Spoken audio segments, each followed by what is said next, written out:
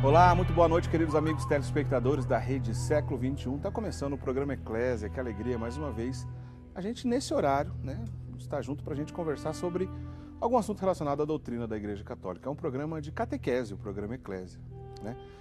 Todos bem-vindos nesse horário, mas também temos nosso reprise, Domingo, 9 da noite, nosso programa é reprisado. Muitas pessoas também mandam contato aqui pra gente que assistem o nosso programa aos domingos, nessa reprise, então todos sejam bem-vindos. No programa de hoje, nós já anunciamos aí na nossa programação, conversamos também na semana passada, é um programa que a gente já estava aguardando um bom tempo para fazer, que bom que hoje a agenda permitiu. Nós vamos falar sobre São Tomás de Aquino.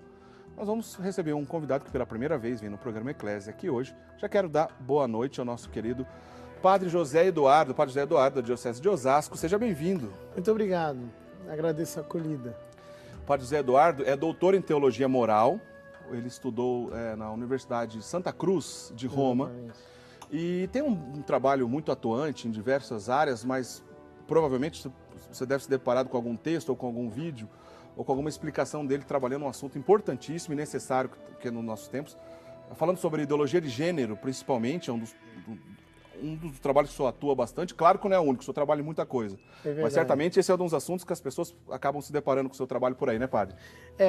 Acabou acontecendo que eu fiquei conhecido por isso, porque precisou de alguém para falar de ideologia de gênero e a gente acabou estudando o assunto e falando dele. Legal. Apesar desse assunto ser importante, como eu disse, ser necessário e estar bem aí, pulsante mesmo na sociedade, hoje a gente vai falar sobre São Tomás de Aquino.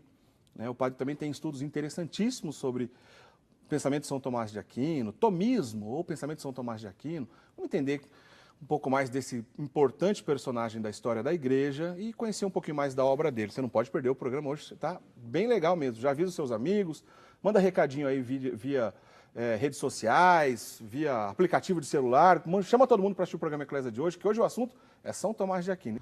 Padre, o que é teologia moral? A teologia moral é uma parte da teologia que estuda os atos humanos, enquanto eles nos encaminham para Deus, que é o nosso fim último, digamos assim. Então é a parte da teologia que verifica se os atos que nós estamos fazendo vão nos levar a Deus ou não vão nos levar a Deus, se eles são virtuosos ou se eles são viciosos, se são pecados. De um tempo para cá, a questão da bioética veio mais à tona e discussão relacionada, por exemplo, a células tronco embrionárias, aborto, fecundação in vitro, etc. Confunde um pouco a teologia moral, a bioética e a teologia moral, ou na verdade isso também é campo da teologia moral? A bioética é uma parte da teologia moral. Certo. Quer dizer, a gente se ocupa da ética da vida no contexto da teologia moral. É claro que a bioética acaba sendo um pouco mais ampla, porque ela abrange também o campo da ética filosófica, e não apenas da ética teológica, que é o que é específico da teologia moral. Padre, vamos lá, vamos começar a entrar no nosso tema aqui. Vamos entender um pouco mais, para, de repente, algum amigo telespectador que está assistindo nunca parou para pensar sobre esse importante personagem que nós vamos conversar aqui no programa de hoje. Quem foi São Tomás de Aquino? São Tomás de Aquino foi o maior teólogo da Igreja Católica. Ele nasceu no século XIII, concretamente no ano de 1225, e faleceu no ano de 1274. No sul da Itália, mais ou menos, ali em Nápoles, em Nápoles. Ele, na época, os seus pais queriam muito que ele fosse beneditino, porque ele tinha um irmão que era beneditino, havia a esperança de que ele fosse para Monte Cassino, inclusive fosse abade ou coisa do tipo. Ele veio de uma família nobre? Era de uma família nobre. Certo. E ele contrariou o gosto dos seus pais. Ele, na verdade, queria ser frade dominicano, a ordem fundada por São Domingos de Gusmão. Frade dominicano, mendicante, mas cujo carisma era se dedicar ao estudo e pelo estudo chegar à contemplação. Certo. Ele foi sequestrado pelos pais, inclusive, foi levado para o castelo da família. Os próprios pais sequestraram ele? Pelos próprios pais, Tentaram lá pervertê-lo. Houve um episódio que contrataram uma prostituta para pervertê-lo e ele escapou da prostituta, se não me engano pegou uma brasa na mão, coisa do tipo, e depois disso ele fugiu com a ajuda de um irmão, se não me engano, e aí ele foi de fato, para a ordem dominicana. Quer dizer que a família até aceitava a vocação religiosa, mas não nessa comunidade dos Porque dominicanos. eram frades mendicantes, ou seja, eles se dedicavam à vida de pobreza. Então, uma vocação para o Certo. estudo e para a contemplação, mas num ambiente de profunda pobreza. Então, os pais não se agradaram com aquilo, não. Família nobre, não conseguia conviver com essa ideia. Se não me engano, foi nesse episódio aí que o senhor narrou há pouco, quando ele estava preso, que até uma prostituta esteve lá onde ele, né, ficou preso, que ele recebeu já uma graça mística extraordinária, justamente para que ele tivesse condições de ser casto. Não teve esse episódio? Exatamente. Ele recebeu uma graça, inclusive no ritual romano antigo havia uma bênção do símbolo, se não me engano, de São Tomás de Aquino, invocando aquela graça sobre os fiéis, né? E de fato ele foi muito casto e pela castidade ele teve um equilíbrio interior que o permitiu aprofundar muito na vida de estudos.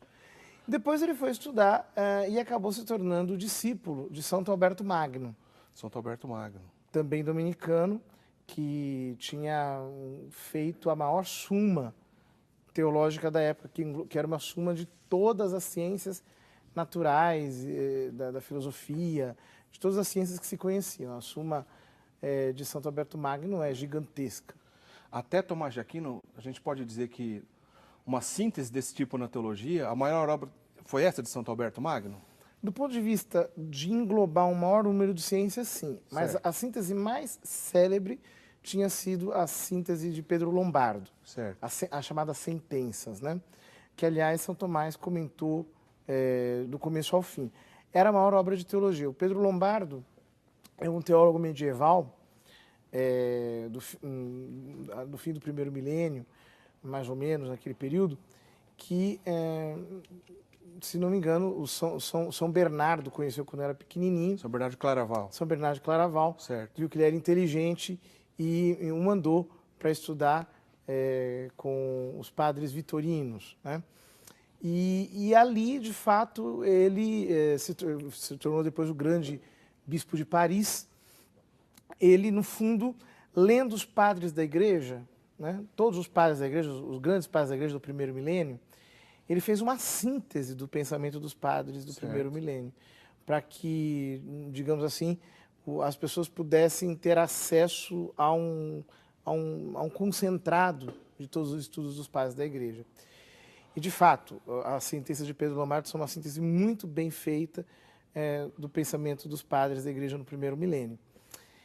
E depois disso, então, começou o período das sínteses. Iam tentando fazer sínteses, sumas e cada vez sumas mais elaboradas, até que nós temos a mais elaborada de todas, que é a Suma Teológica de São Tomás. Porque nesse período, a gente está falando de 10, 11, 12 séculos de cristianismo. Quer dizer, muita água já tinha rolado debaixo da ponte, né? Muita gente já tinha dado sua contribuição, sua colaboração. Os padres da igreja, claro, as obras dos padres da igreja é uma coisa vasta, né, padre? Muita gente colaborando. Então, que bom que esses grandes homens da igreja tiveram essa ideia de fazer essas compilações, vamos chamar assim. Mas eu tinha feito essa pergunta porque Santo Alberto Magno é doutor da igreja também, bispo, né? Um dos gigantes, vamos chamar assim. E a gente já está nesse período aí, no início, pensando já na época contemporânea de São Tomás de Aquino, naquele período conhecido como escolástica, não é, padre? Sim, o que é esse período da escolástica? A escolástica é uma espécie de sistema pedagógico, né? Que é muito útil, Certo. porque os estudantes eles estudavam determinados problemas a partir da perspectiva que nós chamaríamos de dialética, mas não a dialética que se fala hoje, a dialética do tipo marxista, né? Certo. Dialética no sentido clássico, quer dizer, apresentar uma questão que é uma questão disputada sobre diversos aspectos, sobre os aspectos concordantes, aspectos discordantes e assim por diante. Então, uma vez que se apresentava uma questão, se começava uma disputa. Certo. E todos iam apresentando seus argumentos e chegando, na medida em que a disputa, na medida em que o debate ia evoluindo, digamos, a uma conclusão mais acertada. Então, a escolástica é o período em que se estabelecem essas grandes discussões na base da chamada disputatio, as disputas as disputas teológicas. É muito importante porque, de vez em quando, aparece alguém dizendo que a Idade Média era um período autoritário, em que as pessoas impunham suas opiniões aos outros goela abaixo. Nada mais errado, nada mais falso. A Idade Média é o período das grandes disputas teológicas, no sentido bom e criativo da palavra, né? Quer dizer, apresentava-se um problema, apresentavam-se os diversos aspectos do problema, até que se chegava a uma conclusão que era mais plausível, mais lógica, que eles podiam alcançar. Uma tradução meio livre para pensar dialética, mais ou menos passeio entre as ideias. Passeio entre as ideias é uma tradução livre para entender essa dialética, mas o senhor fez questão de frisar, não é a dialética marxista, que é em outro episódio, uma outra história que a gente vai, de repente, conversar em outra oportunidade. Mas, bom, eu imagino um período riquíssimo, tantas lendas, a gente ouve falar sobre a Idade Média, a gente já discutiu isso em outras oportunidades aqui no programa, é um período rico, mas que acaba se vendido como pobre, um período pobre, o que é uma mentira, o que é uma falácia. Mas as universidades estavam nascendo nesse período também, padre? As universidades começaram nesse período. Antes desse período, nós não tínhamos propriamente as universidades, nós tínhamos as escolas monásticas, as escolas dos cabidos dos cônegos, as escolas das catedrais, que eram instituições de ensino em que alunos e professores viviam uma vida sapiencial. Certo. Quer dizer, que nós não tínhamos naquele período o professor que era um profissional, que chegava num determinado horário e que saía num determinado horário. O aluno que chegava de manhã, por exemplo, e saía no final do período. Não, não. Era um modo de vida. Então, as pessoas que se dedicavam ao estudo viviam uma vida sapiencial. Certo. Então, era uma vida em que se entrelaçava a vida espiritual, a vida material e a vida intelectual. Então, por exemplo, um estudante que se dedicasse de fato à filosofia ou à teologia, ele tinha que se dispor a abandonar todas as coisas. Ele ia para a escola e lá ele vivia uma vida religiosa. Então, tinha que fazer períodos de oração, tinha que fazer trabalhos manuais. Então, ao mesmo tempo que ele estudava grego e lia os padres gregos, ele adubava a horta e dava comida para a galinha e tinha que dar aula de catequese para as crianças e falar com as velhinhas. Isso parece uma bobagem, mas não é uma bobagem. Porque, graças a isso, os medievais eram muito realistas. Eles não tinham um tipo de pensamento excêntrico. Certo. Bom, foi quando inventaram o diploma, que era a chamada licentia docendi, que é a licença de ensinar, em que, depois de um período de estudos, a pessoa recebia essa licença e, aonde ela chegasse, ela podia montar uma escola, que depois acabou se tornando a universidade, em que se estudavam todas as coisas. Por isso que tem esse nome, universidade, porque ali se estuda o universo inteiro, certo, todos os aspectos da realidade. Foi exatamente no período em que surgiram as universidades que surgiu o pensamento de São Tomás. Mas, ao contrário do que parece, o surgimento das universidades representou um declínio em relação ao auge do pensamento que tinha sido, digamos, o período medieval que culminou com São Tomás. É uma coisa muito interessante. São Tomás é o ponto máximo, digamos, da teologia ocidental e da filosofia ocidental, eu não tenho dúvida nenhuma disso. Certo. Mas ele surge num momento de declínio. Porque ali já começaram a existir esses profissionais do saber que não se dedicavam a uma vida de saber, mas se dedicavam somente ao saber de modo profissional. E se dedicando ao saber apenas de modo profissional, acabaram se abrindo para esse tipo de excentricidade. Então, o intelectual pós-medieval é alguém que, de repente, não sabe quanto custa o quilo do tomate. É alguém que não é muito capaz de conversar com uma criança. É alguém que fica muito preocupado com o campo teórico, só apenas, é isso que o senhor Exatamente. Ele fica ocupado somente com o campo teórico, e exatamente porque fica ocupado com o campo teórico, perde contato com a realidade, que é, para nós, fonte de conhecimento. Certo. E fonte de confrontação do conhecimento. Ou seja, eu preciso checar se aquele meu conhecimento combina ou não combina com a realidade. Como cada vez mais a academia foi se afastando da vida de cada dia, então foram surgindo cada vez mais excentricidades e erros lógicos e filosofias que vão se desmentindo e se justificando mutuamente, mas que no fundo acabaram numa grande confusão, a tal ponto que hoje as pessoas acham que nem a verdade mais existe, que a verdade é uma questão de mera opinião.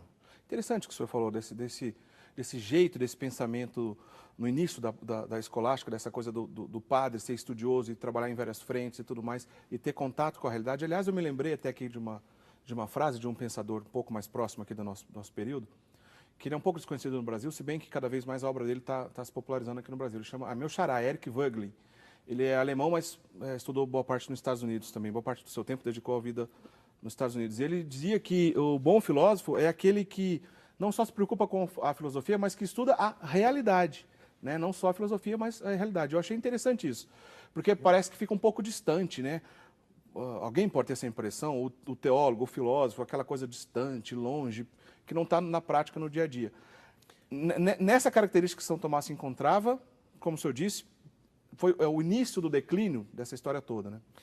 Eu acho que a chave de leitura para compreender o pensamento de São Tomás é saber o seguinte, que a fonte do pensamento dele, a fonte primária do pensamento tomista, do pensamento de São Tomás, propriamente dizendo, não é Aristóteles, como dizem. Aliás, era uma pergunta aqui já do sulferino Antônio Vitório, que quer saber essa história. Onde entrou Aristóteles aí na filosofia de São Tomás de Aquino? Aristóteles entrou, de fato, ele é o maior filósofo da antiguidade e a fonte, digamos, privilegiada a qual São Tomás tem acesso. Na verdade, ele foi o teólogo que, bebendo na fonte aristotélica e corrigindo alguns erros que existiam ali na própria filosofia de Aristóteles, alguns erros não só de interpretação, mas São Tomás completou, de fato, o pensamento de Aristóteles em alguns pontos, o apresentou para o Ocidente. São Tomás reapresentou Aristóteles de um modo atualizado e profundo para o Ocidente. Só que a fonte principal do pensamento de São Tomás não é Aristóteles, é a realidade. O Papa Bento XVI, quando era cardeal Ratzinger, dizia que, do mesmo jeito que Santa Teresa é chamada de doutora da oração, ou Santo Agostinho é doutor da graça, se nós tivéssemos que dizer que São Tomás é doutor em algo, o nome dele deveria ser doutor da criação. Olha que interessante. Eu acho muito interessante isso, porque no fundo ele está dizendo o que eu estou falando aqui, que a fonte primária do pensamento de São Tomás é a realidade. E exatamente porque o pensamento aristotélico levou a sério a realidade até as últimas consequências, ele é uma fonte privilegiada a qual São Tomás recorre, mas ele não se limita a ela, ele confronta também o pensamento de Aristóteles com a realidade, com as outras riquezas do pensamento cristão, com algumas nuances do pensamento platônico também, e ele chega a uma síntese que é simplesmente maravilhosa, de toda a cultura clássica, de toda a cultura cristã, numa joia do pensamento que é a sua doutrina, a sua filosofia. Bonito, o senhor falou de Bento XVI, tem até um destaque de uma frase do próprio Papa Bento XVI aqui sobre São Tomás de Aquino, que ele diz o seguinte: a profundidade do pensamento de São Tomás de Aquino brota da sua fé viva e da sua piedade fervorosa, né? Nós não podemos correr o risco também de tratar São Tomás de Aquino apenas como um intelectual brilhante, que realmente foi, mas nós estamos falando de um homem santo, né? De um homem realmente, verdadeiramente santo, né, padre? De um místico. Ele, inclusive, é um dado biográfico da sua vida. Ele, depois que escreveu o Tratado da Eucaristia, que na Suma Teológica é um primor, é simplesmente maravilhoso, a doutrina eucarística da Igreja, de fato, se escora no Tratado de São Tomás sobre a Eucaristia. É fenomenal. Dizem que ele estava num momento de oração, e é um testemunho do Frei Reginaldo, que era secretário dele. E ele, que era gordão, né? São Tomás era bastante obeso, né? E alto também, bem alto. E ele estava levitando, diz o testemunho. E, de repente, o crucifixo falou com ele. Nosso Senhor falou com ele na cruz. Jesus perguntou: Tomás, escreveste muito bem de mim, o que queres em troca? E ele disse: nada, senão vós mesmo, Senhor.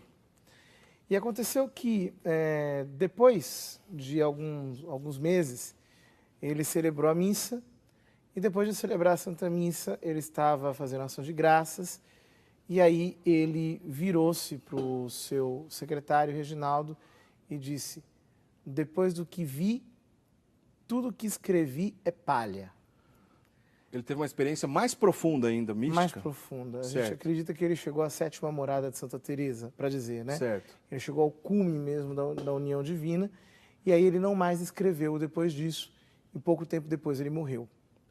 Quer dizer, se a gente está conversando aqui sobre o maior teólogo católico da história da igreja, sobre o suprassumo, vamos dizer assim, do que a gente tem de conteúdo católico, tanto para a filosofia como para a teologia. De repente ele tem uma experiência mística ali durante a missa, e ele acha que tudo isso que ele escreveu era palha, era como se fosse superficial. Ele achou pouco. Diante do que ele viu, diante da união divina, né? Que bonito isso. Agora, a Eucaristia, o senhor estava falando também, boa parte da sua obra ele se dedicou a isso. Até mesmo na festa que o milagre eucarístico que aconteceu, deu origem à festa de Corpus Christi, é contemporâneo a São Tomás de Aquino. E ele trabalhou também na liturgia dessa festa? Bom, o Papa encomendou a São Tomás de Aquino e a São Boaventura. São Boaventura é contemporâneo de São Tomás de Aquino, é o maior doutor da ordem franciscana. Certo. E encomendou aos dois um ofício, todo o ofício da festa de Corpus Christi. Mas quando São Boaventura leu o texto que São Tomás tinha escrito, ele rasgou o próprio.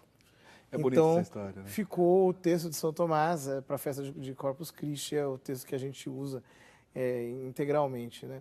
A sequência, para mim, é o canto gregoriano mais lindo de todos, pelo menos no meu gosto, é a sequência Lauda Sion, que foi composta por São Tomás para a festa de Corpus Christi.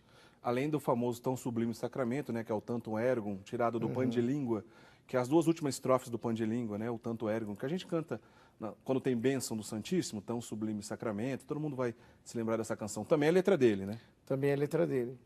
Belíssimo. Padre, a gente vai continuar falando um pouco mais para entender ainda o pensamento de Tomás de Aquino. A questão de Aristóteles, só para um rápido comentário aqui para ficar claro, nós tivemos a influência, vamos dizer assim, de alguns filósofos árabes, principalmente Avicena e Averroes, dois filósofos árabes, que já se dedicaram a pensar e a traduzir também as obras de Aristóteles, porque até então o mundo todo, não só a igreja, durante muitos séculos, não tinham contato com a obra completa de Aristóteles. Mas do ponto de vista de tentar conciliar com o pensamento católico, ninguém tinha feito essa união, vamos dizer assim, com o pensamento de Aristóteles antes de São Tomás de Aquino, né, padre? Não. Só que o que São Tomás fez, do ponto de vista de Aristóteles, foi um pouco mais, porque Averroes e Avicena traduziram Aristóteles para o árabe e depois se traduziu Aristóteles para as línguas, para o latim, enfim, para as outras línguas latinas em seguida, mas adulterando um pouquinho o pensamento de Aristóteles, havia alguns equívocos. São Tomás ele corrigiu aqueles equívocos, né? E no fim, a versão dos textos de Aristóteles trabalhada por São Tomás foi inclusive melhorada. E chegou-se depois a ver que, inclusive, muitas das correções que São Tomás fez correspondiam justamente aos originais, quer dizer, aos textos mais fiéis, aos textos mais respeitáveis, mais antigos de Aristóteles, né? Bonito isso. A pergunta da Elaine Silva, depois eu quero fazer uma outra pergunta interessante ainda, que o senhor tem uma colaboração muito boa sobre São Tomás de Aquino no que eu vou dizer na sequência, mas antes disso, a Elaine Silva, ela é de Caruaru, Pernambuco. Ela está dizendo assim, olha, algumas pessoas consideram que a doutrina de São Tomás de Aquino é algo ultrapassado. Será que o pensamento de Tomás de Aquino, de maneira geral, ele perdeu um pouco da sua importância no meio acadêmico e até mesmo dentro da igreja? A pergunta dela é isso, será que não merecia um pouco mais de destaque? E eu vou completar essa pergunta da Elaine.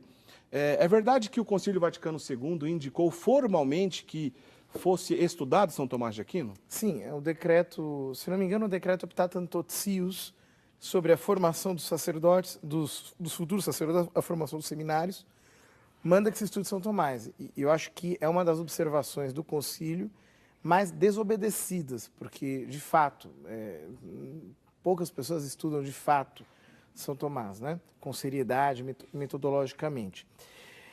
É verdade, muitas pessoas falam que o pensamento de São Tomás é ultrapassado. Só que eu acho o seguinte, para você ultrapassar alguém, você tem que alcançá-lo antes, não é verdade? Então, todo mundo que diz que precisa ultrapassar São Tomás, mas está muito longe de alcançá-lo. Essa que é a verdade. Então, é um pessoal muito arrogante que precisa aprender de verdade a ler os textos de São Tomás. Na hora que entender profundamente os textos de São Tomás, aí sim poderá desenvolver o seu pensamento e chegar, inclusive, em certos aspectos, até a maior profundidade. Agora, eu não tenho nenhuma sombra de dúvida. Eu acho que nós precisamos, seguindo aquilo que o Concílio Vaticano II falou, voltar novamente a estudar São Tomás e fazê-lo com bastante intensidade. O que não é tão difícil assim, basta se dedicar, né? Nós precisamos fazer isso, né? Quem está em casa precisa fazer isso, sem complexo de inferioridade, né? Comece a estudar, pegue textos preparatórios e estude de fato o pensamento de São Tomás, porque disso depende muita coisa. O senhor se lembra se isso aconteceu na história da igreja em outra oportunidade ou em outros séculos? Um concílio da igreja indicar, botar nome aos bois, olha, estudem um pensamento, a filosofia, a teologia de fulano de tal. Isso aconteceu com algum outro personagem da igreja ou é inédito? Apenas aconteceu com São Tomás de Aquino? Olha, pelo que eu tenho conhecimento, do ponto de vista de concílios, eu acho que, pelo que eu tenho conhecimento, pode ser que eu esteja enganado, mas o Concílio Vaticano II foi o primeiro concílio que mandou estudar um autor. Antes disso, o Papa Leão XIII havia escrito a encíclica Aeterni Patris, em que ele recomendou o estudo de São Tomás de Aquino a toda a igreja. No fundo, acabou relançando São Tomás a toda a igreja, certo, no final do século XIX. Mas a tal ponto de mandar, um concílio mandar que se estude São Tomás, eu tenho a impressão que o Concílio Vaticano II é o primeiro. Nós já falamos aqui que São Tomás de Aquino, além de ser uma mente brilhante, era um grande santo da igreja, realmente santo, não é? Nós não estamos falando só de um grande estudioso. Mas o senhor acredita que ele era apenas um sujeito muito inteligente ou ali a graça de Deus operou de maneira extraordinária? Não. Ele era inteligente, sim, mas o grau de inteligência a que ele chegou não pode ter sido efeito apenas das suas forças humanas. Aquilo foi efeito da graça divina mesmo. Quer dizer, ele, além de ser um grande intelectual, ele era um homem de profunda oração. Então, a profundidade de raciocínio que ele tem é, de fato, um dom infuso dado por Deus. Você olha para aquela arquitetura esplêndida da Suma Teológica. Eu falava há pouco do Tratado da Eucaristia. As nuances que ele tem no Tratado da Eucaristia, por exemplo, na Suma Teológica, né, são de uma profundidade tão, assim, extasiante, vertiginosa, que não pode ser efeito meramente da natureza humana. Só que isso aqui é uma coisa boa, porque às vezes quem está em casa pode pensar o seguinte: poxa, eu acho que eu não tenho muito dom para estudar, eu acho que eu não sou muito feito para isso, como é que eu faço para estudar mais? Bom, o estudo, inclusive, é uma virtude. São Tomás comenta lá na segunda parte da Suma Teológica que existe a virtude da estudiosidade. Quanto mais nós crescemos na oração e quanto mais nós crescemos na caridade, no amor, né? A oração, no fundo, é o que nos ajuda a desenvolver o amor sobrenatural. Tanto mais Deus infunde em nós as virtudes. Então, às vezes, por natureza, você não tem uma grande propensão para o estudo, você não tem um grande talento intelectual. Mas se você for uma pessoa de profunda oração e rezar profundamente, e se dedicar à oração, aos poucos você vai vendo que a sua inteligência se expande e Deus começa a infundir em você uma capacidade maior de estudar. Então você consegue, pela oração também, aumentar a sua capacidade de estudos. E São Tomás conseguiu. E por isso esse prodígio da inteligência não é fruto apenas da natureza, é sobretudo fruto da graça, operando numa natureza privilegiada, sem dúvida. A Suma Teológica é considerada a obra mais importante que ele escreveu? É a obra mais importante porque é a obra da maturidade, ele faz determinados progressos na Suma Teológica, sem dúvida nenhuma é a obra mais importante dele. Ele não chegou a concluir, né? Ele não concluiu porque quando ele estava no Tratado do Sacramento da Penitência, foi ali que aconteceu esse fenômeno místico, né? Certo. Mas o Frei Reginaldo tinha todo o índice da Suma Teológica. Então o que ele fez? Pegando trechos das obras anteriores de São Tomás, sobretudo do comentário às sentenças, também das questões disputadas e assim por diante, ele compôs o chamado suplemento da Suma Teológica, que é a parte que São Tomás não concluiu. Mas são textos de São Tomás. Interessante. Só que são tomados de outras obras. E é verdade que essa obra foi pensada para os iniciantes? É uma obra para os iniciantes. A obra para os teólogos são as questões disputadas, né? A Suma Teológica é uma obra para os iniciantes. Ele escreveu para o estudante de teologia. Puxa vida, né? Que bom início, né? Começar só com o suprassumo da teologia, a Suma Teológica, que interessante. Agora, padre, eu quero entrar numa outra questão, assim, de uma maneira que o senhor explica esse assunto. Eu vou fazer essa pergunta aqui. Primeiro o senhor explica para a gente, depois, se der tempo, se Deus quiser, vai dar tempo, o senhor chegar a amarrar o raciocínio para a gente entender um pouco mais do pensamento de São Tomás de Aquino. A pergunta que eu queria fazer é justamente, o senhor explica para a gente o que significa a expressão pensamento metonímico. Pensamento metonímico. O que significa isso?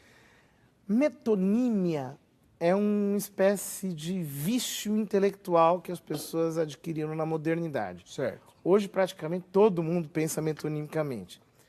Que é o seguinte, traduzindo em poucas palavras, metonímia é você reduzir o todo à parte e a parte ao todo.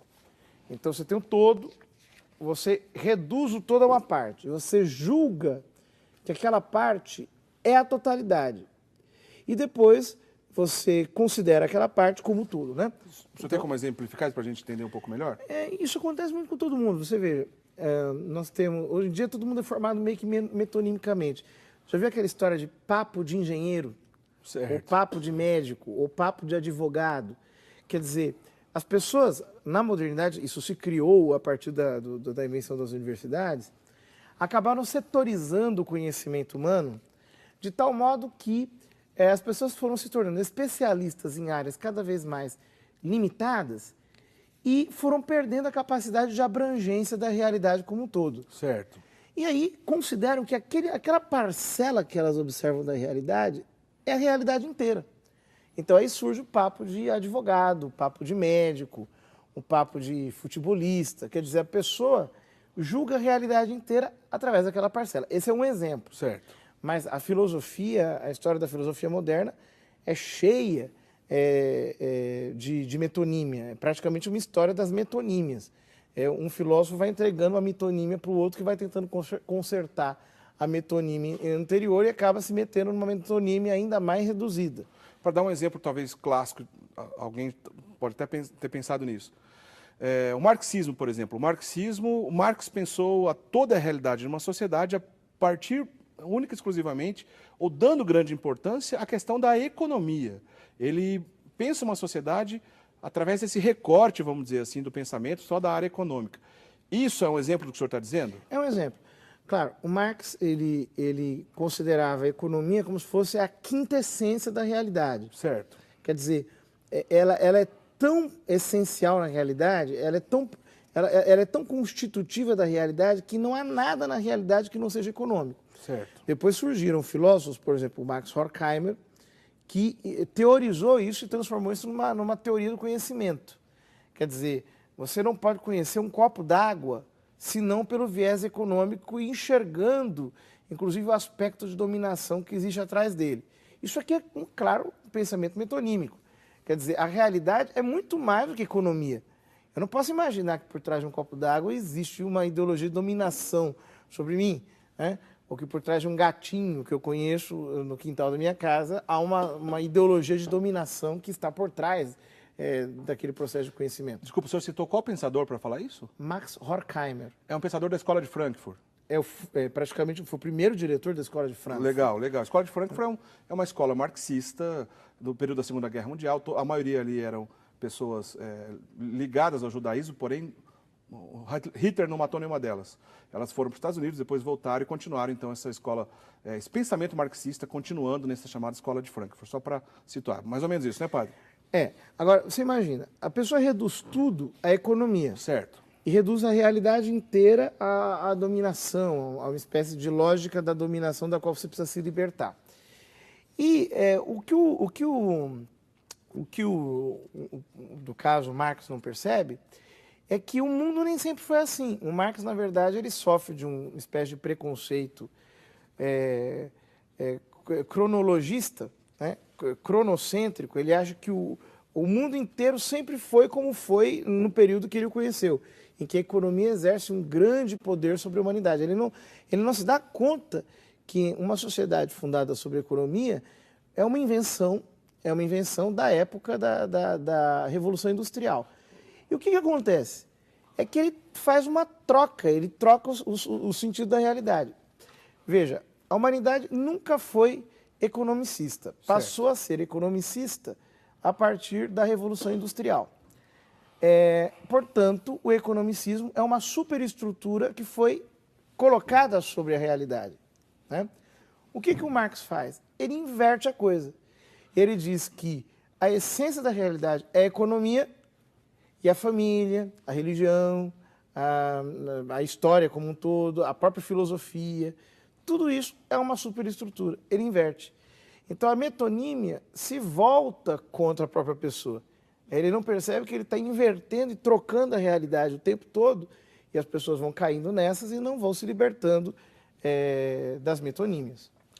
Ô padre, então esse pensamento metonímico, que é um problema, como o senhor estava explicando, ao reler toda a estrutura da sociedade ou todo o pensamento na qual aquela pessoa tem alcance, apenas por um único recorte, o senhor deu alguns exemplos, mas para ficar aí na questão do marxismo, no caso dele, a questão só da economia, o que tudo isso tem a ver com São Tomás de Aquino?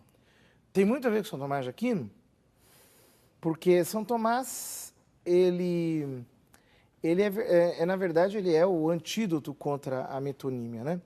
A gente vê, por exemplo, pegando situações de metonímia nos nossos dias, qualquer ideologia, né? A pessoa enxerga tudo naquela perspectiva ideológica. O único remédio realmente eficaz contra isso é o pensamento de São Tomás.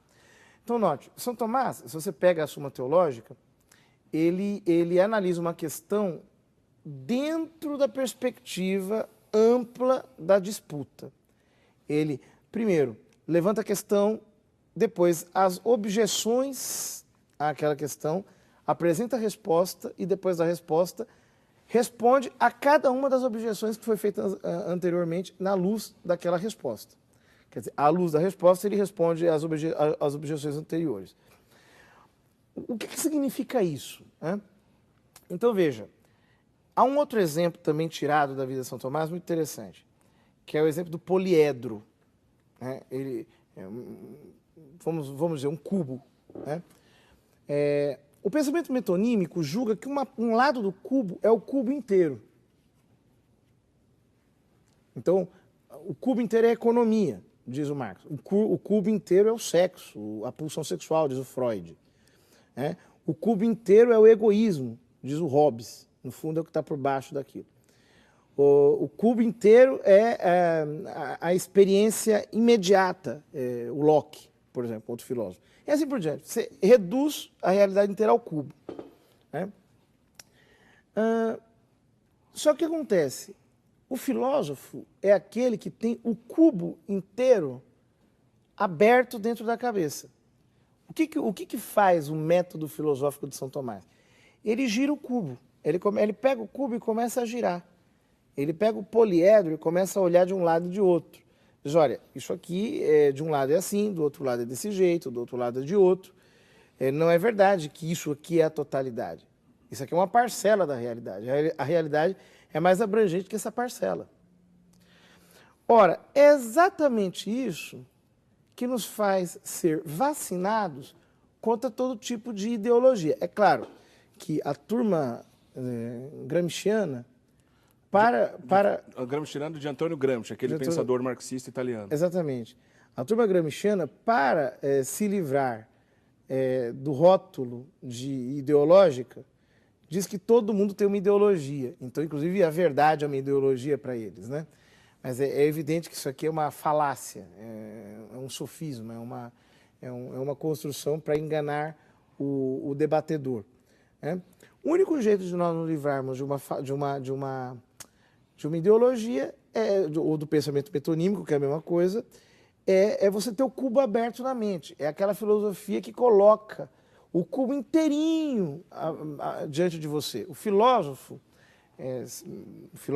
dentro dos princípios da filosofia tomista, é alguém que tem a realidade inteira escaneada na sua mente, a partir dos princípios últimos.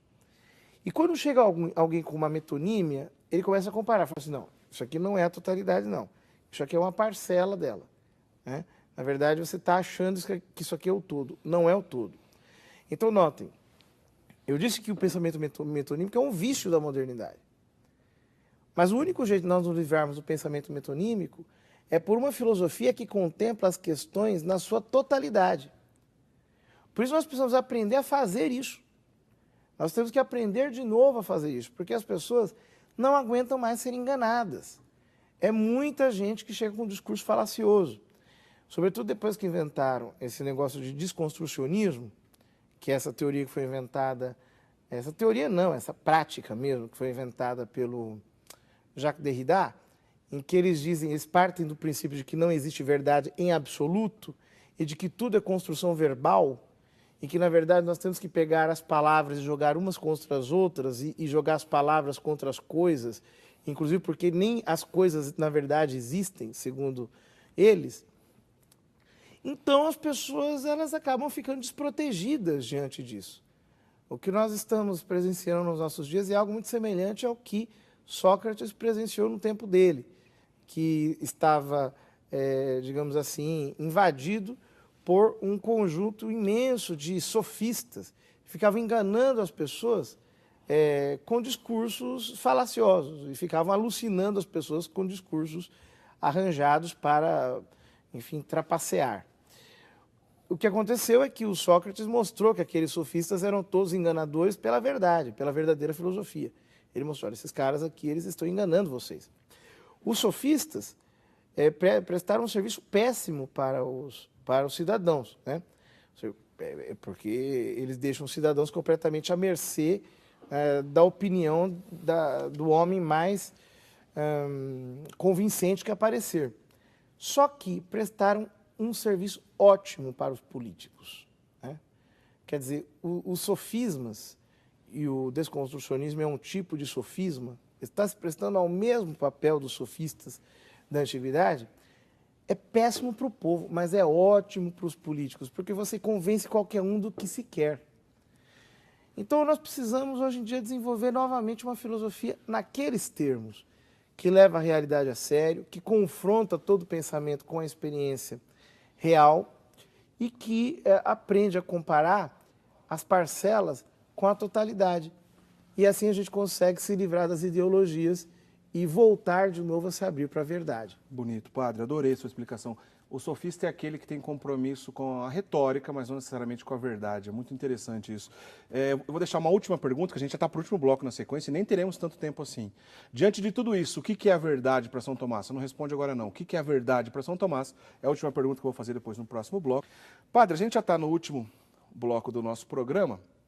Só para completar o que eu disse anteriormente, vou perguntar já a questão da verdade. Mas antes ainda, até algum telespectador mandou aqui um comentário falando, olha, o senhor disse que São Tomás de Aquino chegou a corrigir Aristóteles, né? Em que ele corrigiu Aristóteles? Em alguns aspectos. Por exemplo, o Aristóteles achava que o conceito de participação platônico era meramente metafórico. São Tomás recuperou o conceito de participação de Platão e mostrou que ele não é metafórico, não. Que ele é ontológico mesmo. Ontológico significa que tem a ver com o ser. Tem a ver com o ser. No fundo, a analogia do ser, é um tema muito complexo, é um tema de metafísica, está todo ele baseado no conceito de participação, que é o principal conceito da filosofia aristotélica, ou melhor, da filosofia de São Tomás, da filosofia tomista. Então, olha que interessante, né? São Tomás é tido como aristotélico, de fato ele é aristotélico, mas o principal conceito do seu pensamento, o conceito de participação, é um conceito recuperado da filosofia platônica, mas reinterpretado em termos aristotélicos. Ele faz uma síntese entre as duas coisas. Quem descobriu isso foi, na minha opinião, o maior tomista do século XX, que é o Cornélio Fabro. Tem um livro dele chamado A Noção Metafísica de Participação, que é um primor. Anota então, Cornélio Fabro é um dos tomistas que você pode buscar para estudar. Depois vou pedir outra referência aqui para o padre, mas Cornélio Fabro é um bom caminho para começar. Começar não, até não é só para iniciante, Cornélio Fabro, né? Não. É uma boa maneira para estudar. E eu fiz a pergunta da verdade. O que é a verdade para Tomás de Aquino? Para Tomás de Aquino, na verdade, é a adequação do intelecto à realidade, né? Quer dizer, é quando eu olho para a realidade sem medo. É quando eu encaro a realidade também sem complexos. Eu entendo que eu sou capaz de conhecê-la, o homem é capaz da realidade e, de fato, ele a leva a sério. Isso é a verdade. O senhor chegou a comentar no bloco anterior, quando a gente falava daquele problema de pensar a realidade como um todo, como um único recorte. Nós demos aqui o exemplo do marxismo. O senhor chegou até a citar que a gente encontra na filosofia contemporânea, não só na filosofia, em outras áreas do pensamento, principalmente no meio das áreas humanas. Alguém que vai dizer assim, a verdade não existe, a gente não pode alcançar a verdade. De maneira direta, isso é um exemplo de como o senhor usou a palavra até, de como a pessoa pode se livrar desse problema, desses vícios de pensamentos. Isso é um exemplo, a questão da verdade é um desses exemplos, padre? O Papa João Paulo II, na encíclica Fides et Ratio, diz que na modernidade a razão voltou-se sobre si mesma para descobrir apenas seus limites, ao invés de voltar-se para a realidade e amplificar-se a tal ponto de que ela acaba se expandindo pela realidade e pela fé, pela verdade e pela fé, né? Pela verdade natural e pela fé revelada. Um ótimo modo de não fazer isso é olhar para a realidade, para os limites do conhecimento, com ódio. É como que dizendo, olha, só existe aquilo que eu posso com certeza conhecer, aquilo que eu não consigo, que está para além dos meus limites, não existe, ou eu mesmo odeio aquilo. São duas atitudes, são duas opções que se fazem, né? Mas aquela que é mais adequada ao homem, às suas verdadeiras capacidades, é uma posição de abertura, enfim, de simplicidade, de quem olha sem preconceitos para a realidade como tal. Padre, a gente está caminhando já para o final do nosso programa, mas temos alguns minutinhos ainda. Eu queria fazer essa pergunta para o senhor. O senhor é bastante atuante em diversas áreas, mas a gente até comentou rapidamente sobre isso.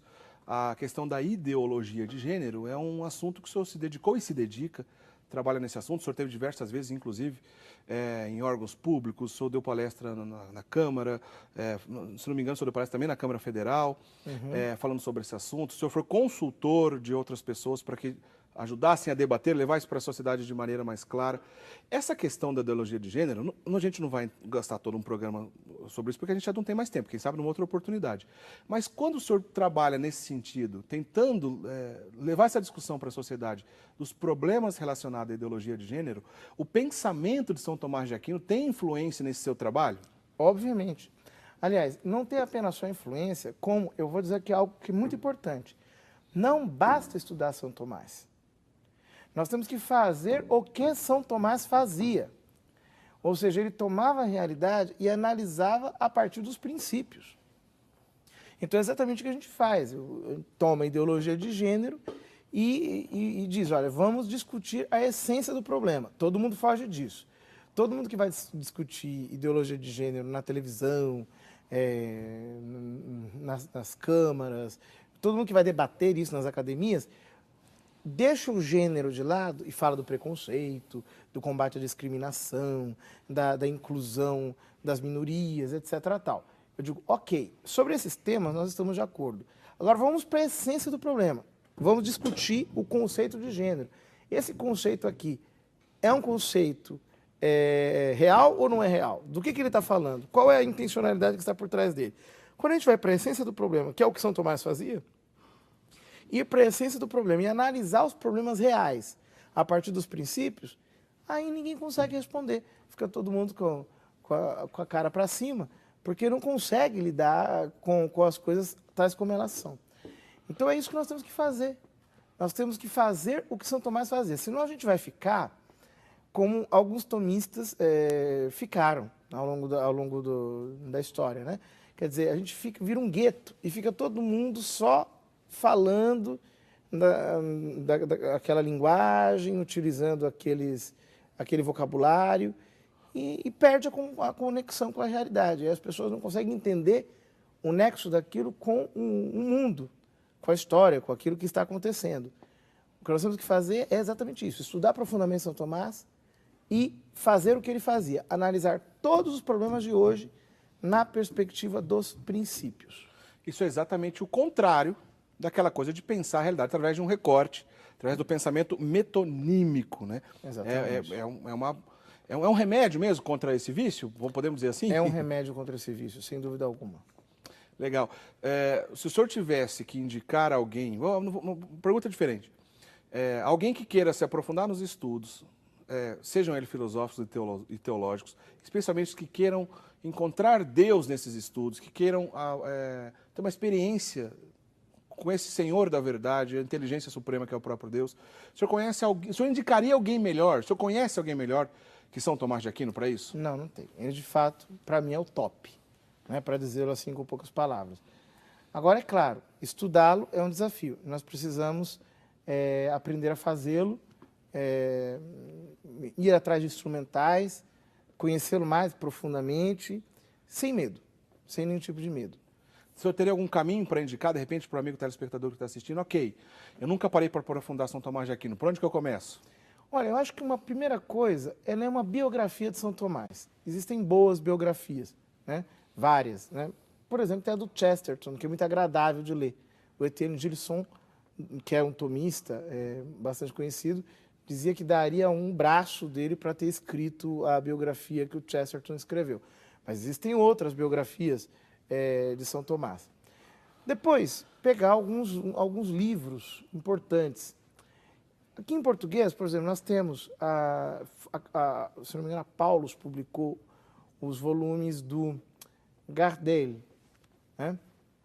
Que são os volumes de física, metafísica, psicologia e acho que ética, alguma coisa assim. Estudar. Aquele é um bom começo, antes de você enfrentar a Suma Teológica. Tem também alguns manuais. Tem um manual de metafísica, um manual de física, de filosofia da natureza, do Instituto Raimundo Lúlio. São bons livros, são bons guias. E depois começar já a estudar, a ler os textos de São Tomás com vagar, talvez assistindo alguma aula sobre isso, etc. Tal. E é claro, nunca é demais dizer que é bom estudar latim, né? Porque a gente consegue ler os textos de São Tomás no original. O pessoal acha que latim é o bicho de 7 cabeças. Tem várias pessoas aí estudando latim, tem cursos online de latim na internet, que são excelentes. Então você estuda latim e amplia a sua capacidade de compreensão, pode ler os textos de São Tomás no original, isso tudo é muito útil. Em outra oportunidade, quem sabe a gente, com o senhor mesmo ou com outro comentarista aqui, nós queremos entrar na questão das 5 vias de São Tomás de Aquino, que é uma coisa interessantíssima, que não vai dar tempo para a gente entrar aqui agora, mas é uma boa maneira, quando a gente estuda as 5 vias de Tomás de Aquino, padre, de pensar também a existência de Deus e discutir com algumas pessoas, ou não só discutir, ou levar essa questão de pensar Deus também através da razão, até mesmo com quem não acredita em Deus? Sim, as 5 vias são, de fato, vias racionais que demonstram a existência de Deus. Elas foram feitas para o incrédulo, inclusive, né? Para que ele, bom, claro, para quem crê também, para que ele possa crer com fundamento e com profundidade. O próprio pensamento de Aristóteles está presente nessas ideias das 5 vias da prova de existência de Deus de São Tomás de Aquino? Sem dúvida, ele está partindo de vários conceitos aristotélicos. Padre, não temos mais tempo, infelizmente. Nós agradecemos muito a tua presença aqui no programa de hoje. Alguém pode encontrar o senhor, de repente, nas redes sociais, como é que faz? Procure minha página no Facebook, minha página é José Eduardo, só isso, procura lá. Ou eu tenho uma fanpage, Padre José Eduardo, mas eu não atualizo muito não, é mais Certo. meu perfil mesmo. O senhor trabalha na Diocese de Osasco. Qual que é a paróquia mesmo? Paróquia São Domingos, em Osasco. Aliás, manda um beijão para os meus paroquianos amados. Que Deus abençoe vocês aí, galera. Legal, um grande abraço para os seus paroquianos também. Então vamos dar a bênção para encerrar, por favor? Por intercessão da Imaculada e sempre Virgem Maria, do Castíssimo Coração de São José, de São Pedro, São Paulo e de São Tomás de Aquino, a bênção de Deus Todo-Poderoso, Pai, Filho e Espírito Santo, desça sobre vós e permaneça para sempre. Inclusive, no ritual romano antigo havia uma bênção do símbolo, se não me engano, de São Tomás de Aquino, invocando aquela graça sobre os fiéis, né? E de fato ele foi muito casto e pela castidade ele teve um equilíbrio interior que o permitiu aprofundar muito na vida de estudos. Depois ele foi estudar e acabou se tornando discípulo de Santo Alberto Magno. Santo Alberto Magno. Também dominicano, que tinha feito a maior suma teológica da época, que era uma suma de todas as ciências naturais, da filosofia, de todas as ciências que se conheciam. A suma de Santo Alberto Magno é gigantesca. Até Tomás de Aquino, a gente pode dizer que uma síntese desse tipo na teologia, a maior obra foi essa de Santo Alberto Magno? Do ponto de vista de englobar um maior número de ciências, sim. Mas Certo. a síntese mais célebre tinha sido a síntese de Pedro Lombardo, Certo. a chamada Sentenças, né? Que, aliás, São Tomás comentou do começo ao fim. Era a maior obra de teologia. O Pedro Lombardo é um teólogo medieval do fim do primeiro milênio, mais ou menos, naquele período, que, se não me engano, o São Bernardo conheceu quando era pequenininho. São Bernardo de Claraval. São Bernardo de Claraval. Certo. Acabou acontecendo que eu fiquei conhecido por isso, porque precisou de alguém para falar de ideologia de gênero e a gente acabou estudando o assunto e falando dele. Legal. Apesar desse assunto ser importante, como eu disse, ser necessário e estar bem aí, pulsante mesmo na sociedade, hoje a gente vai falar sobre São Tomás de Aquino.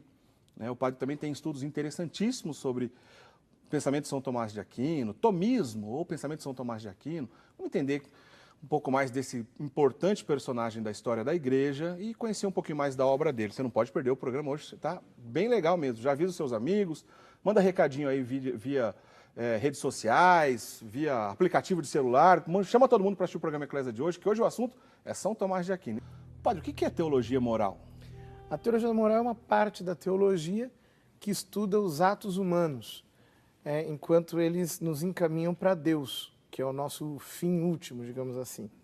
Então, é a parte da teologia que verifica se os atos que nós estamos fazendo vão nos levar a Deus ou não vão nos levar a Deus, se eles são virtuosos ou se eles são viciosos, se são pecados.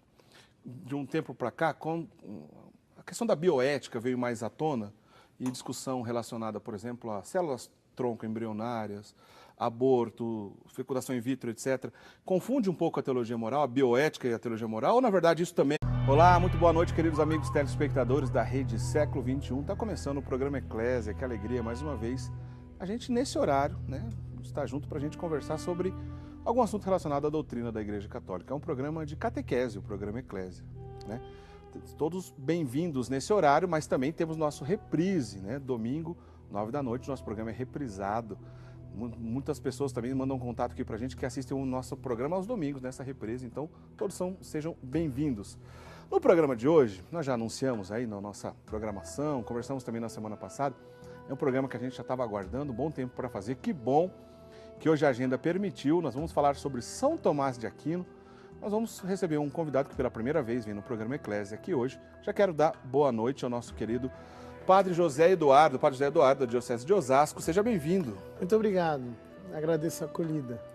Padre José Eduardo é doutor em Teologia Moral, ele estudou na Universidade Santa Cruz de Roma e tem um trabalho muito atuante em diversas áreas, mas provavelmente você deve se deparado com algum texto ou com algum vídeo ou com alguma explicação dele trabalhando um assunto importantíssimo e necessário que é nos nossos tempos, falando sobre ideologia de gênero, principalmente, é um dos trabalhos que o senhor atua bastante. Claro que não é o único, o senhor trabalha em muita coisa.